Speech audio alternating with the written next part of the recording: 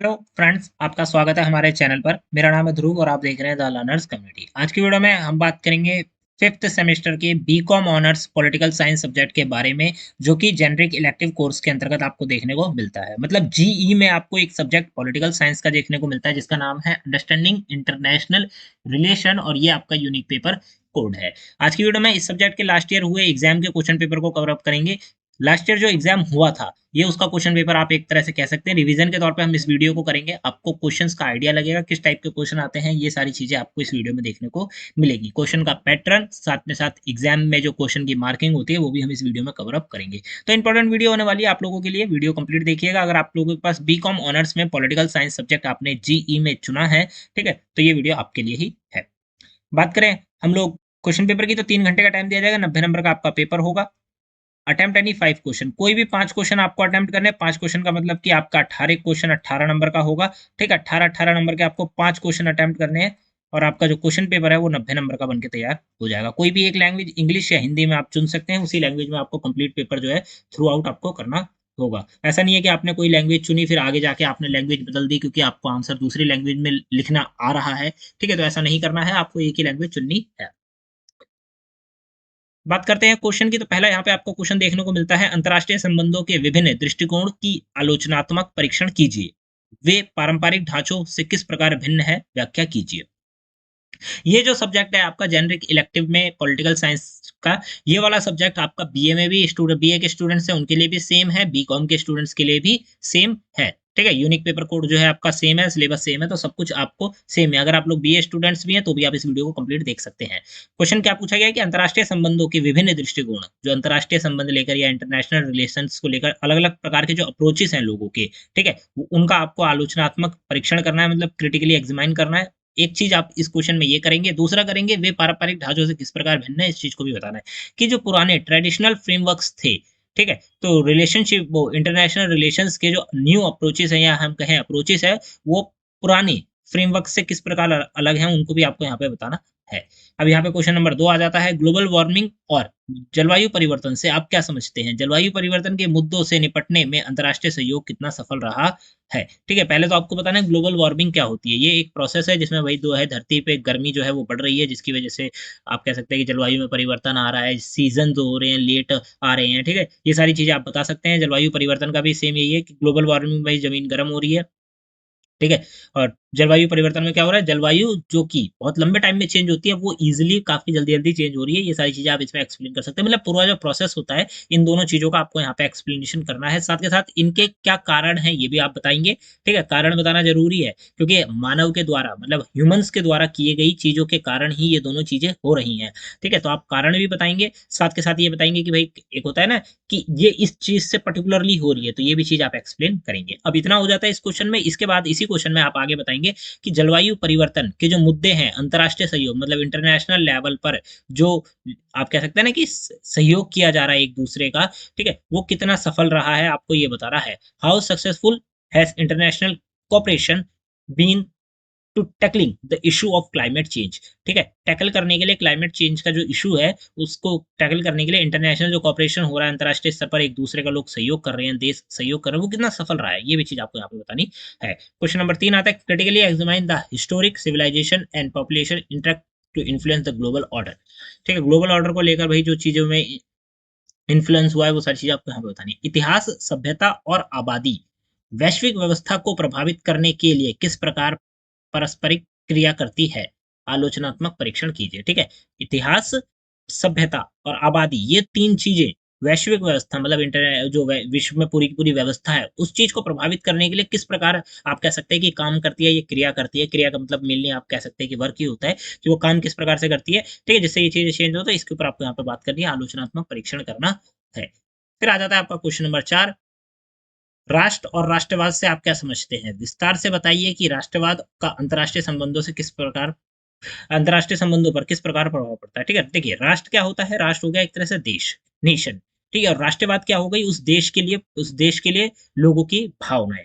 ठीक है? तो राष्ट्रवाद ये हो गई। कई जगह देखा गया है कि राष्ट्रवाद कहीं ज़्यादा ऊँचा हो जाता है, मतलब लोग राष्ट्रवाद को कुछ ज़्यादा ही मान लेते हैं, जिससे क्या होता है, वो ये मानते हैं कि हमारा देश देश है, बाकी सब जो है, ठीक है? वो हमारे देश के नीचे आता है, तो लोग इस भावना को लेकर बहुत आगे तक चले जाते हैं, ठीक है? यहाँ पे आप ये नहीं कह सकते, राष्ट्रवाद का मतलब होता है हमें हमारी देश के प्रति हमारी भावनाएँ, ठीक है? ये सारी चीज़ें आप बता सकते हैं कि भई हम अपने देश से प्यार करते हैं, हमारे अंदर राष्ट्रवाद है, हम अपने देश के साथ हर जगह खड़े हुए हैं, ये सारी चीज़ें। बट ये नहीं कि हमारा देश सबसे ऊपर है, मतलब विश्व के सारे देश जो हैं हमारे देश के नीचे आते हैं, क्योंकि भई उनकी भी तो अपनी भावनाएँ हैं, वो लोग भी तो अपने दिलों में राष्ट्रवाद की भावना रखते हैं, ठीक है? तो इस प्रकार की जो चीज़ें हैं आप इस क्वेश्चन में एक्सप्लेनेशन में दे सकते हैं। राष्ट्र मतलब नेशन और नेशनलिज़्म हो गया राष्ट्रवाद। राष्ट्रवाद की भावना जब ज़्यादा हो जाती है, ठीक है? तो फिर वो आप कह सकते हैं कि भई वो दूसरे देशों के लिए जो होते हैं वो खतरा बनने की उस पे आ जाती है। तो ये सारी चीज़ें आप बता सकते हैं। विस्तार से बताइए कि राष्ट्रवाद की जो अंतर्राष्ट्रीय संबंधों पर किस प्रकार जो है प्रभाव डालता है? राष्ट्रवाद जो है अंतर्राष्ट्रीय संबंधों पर किस प्रकार प्रभाव डालता है? ये क्वेश्चन यहीं पे आ जाता है। देखिए, प्रभाव डालने का मतलब ये है कि जैसे कि अगर नॉर्मल से हम भारत और पाकिस्तान का उदाहरण लेते हैं, ठीक है? तो भारत में जो लोगों के मन में जो राष्ट्रवाद की भावना है, वो है कि भई हमारा देश है, हम अपने देश के साथ हर जगह खड़े हैं, हमारा देश ठीक कर रहा है, ये सारी चीज़ें। वहीं अगर हम भई पाकिस्तान की तरफ देखें, ठीक है? तो वो ये मानते हैं कि हमारा देश ही सबसे ऊपर है, अगर ये वो मानते हैं तो, ठीक है? वो ये मानते हैं कि हमारा देश सबसे ऊपर है। बाकी सारे देश हमारे नीचे हैं, ठीक है? सबको नीचे दब के रहना होगा। तो ये जो चीज़ें हैं, ये अंतर्राष्ट्रीय संबंध मतलब भारत और पाकिस्तान के बीच में जो संबंध है, ठीक है? क्योंकि यहाँ तो 2 देशों के बीच में संबंध, 2 देशों के बीच में संबंध मतलब अंतर्राष्ट्रीय संबंध। तो जब वो संबंधों के ऊपर प्रभाव डालती है, क्योंकि वहाँ के लोग अगर राष्ट्रवाद को ज़्यादा ही मान लेते हैं, ठीक है? तो अंतर्राष्ट्रीय संबंध बिगड़ सकते हैं। तो ये सारी चीज़ें देखने को मिलती है। इस तरह के आप उदाहरण भी दे सकते हैं। ये मेरा अपना ओपिनियन है, मैं अपने हिसाब से बता रहा हूँ। ठीक है? आप लोग चाहें तो अपने हिसाब से जो आंसर है, वो वहाँ पे ऑन द स्पॉट बनाकर लिख सकते हैं।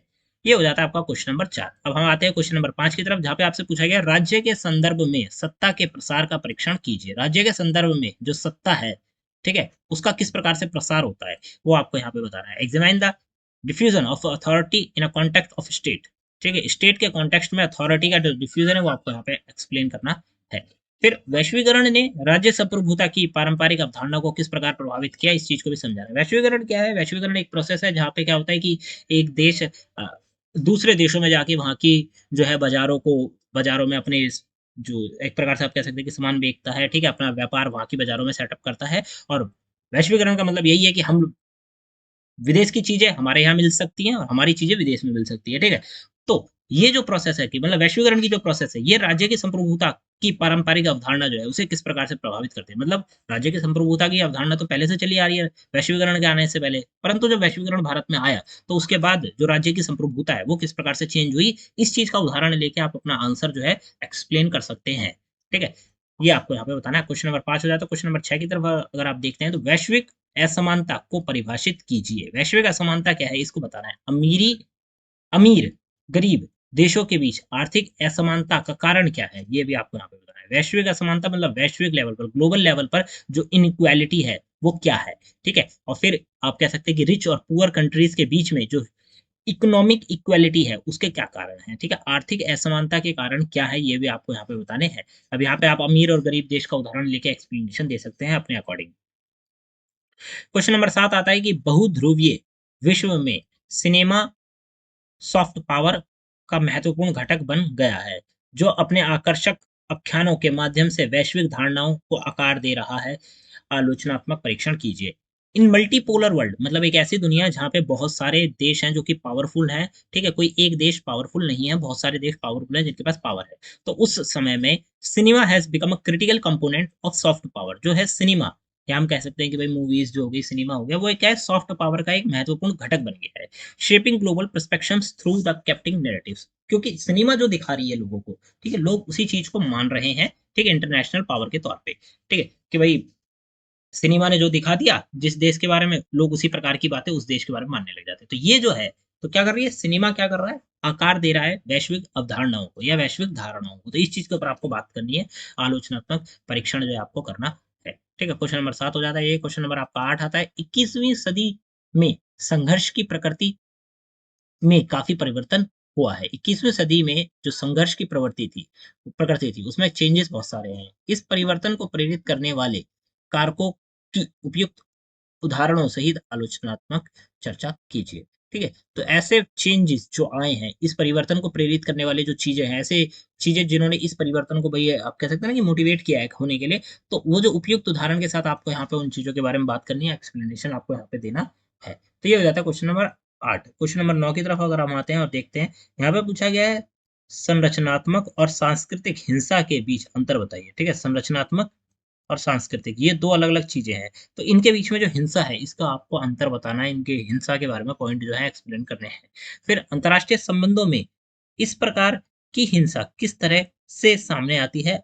आलोचनात्मक परीक्षण कीजिए, ठीक है? अंतर्राष्ट्रीय संबंध मतलब इंटरनेशनल रिलेशन में अगर आप देखें, तो ये जो संरचनात्मक और सांस्कृतिक जो हिंसा है, वो किस प्रकार सामने आती है लोगों के, आपको ये बताना है, इसका आलोचनात्मक जो है परीक्षण करना है। क्वेश्चन नंबर 9 हो जाता है, क्वेश्चन नंबर 10 आपको देखने को मिलता है निम्नलिखित जो टॉपिक्स हैं उनमें से किन्हीं भी 2 या एनी 2 टॉपिक्स के ऊपर आपको क्या लिखनी है? संक्षिप्त टिप्पणी लिखनी है। टॉपिक क्या-क्या है? हरित राजनीति, अंतर्राष्ट्रीय संबंधों में इंटरनेट की भूमिका, अंतर्राष्ट्रीय संबंधों में संग्रहालय की भूमिका और जटिल आत्मनिर्भरता। 4 टॉपिक दिए गए हैं, 4 में से कोई भी 2 टॉपिक जो भी आप एक्सप्लेन कर पाएँ, उनको आपको यहाँ पे एक्सप्लेन करना है लास्ट क्वेश्चन के अंतर्गत।